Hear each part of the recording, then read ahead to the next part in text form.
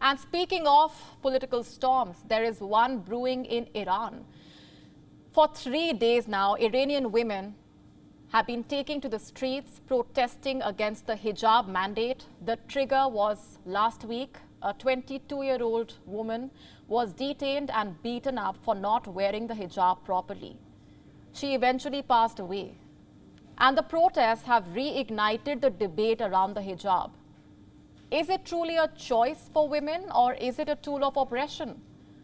Our next report telling you more.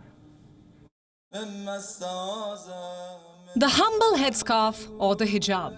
For some, it is a symbol of their religious identity. For others, it is a tool of oppression.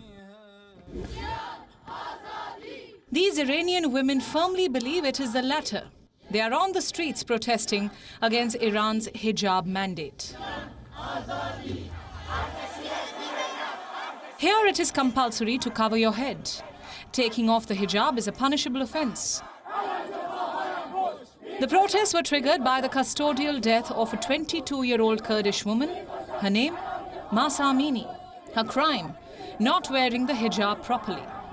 Amini was detained by Iran's moral policing brigade. They assaulted her inside the van, pushing her into a coma.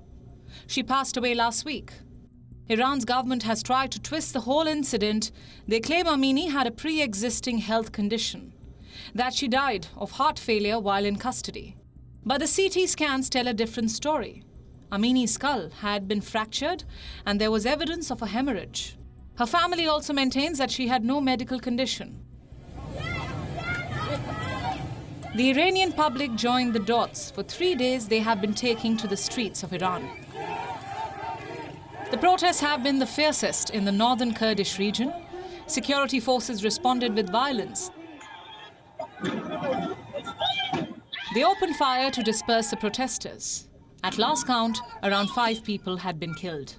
The protests pose a significant challenge to the Iranian regime. For starters, they have galvanized the women here. They have opposed the hijab mandate for years. But last week's incident was the breaking point. Secondly, Amini belongs to the Kurdish community. They are a Sunni minority in Shia-dominated Iran. Around 8 to 10 million Kurds live in Iran. The fear is Amini's death could mobilize the community. It could rekindle their demands for a separate country. The hijab is in the news in India as well. India's Supreme Court is hearing a case. Should girl students be permitted to wear hijabs with their school uniform? You may remember the controversy from the southern state of Karnataka. Female students were denied entry into their schools.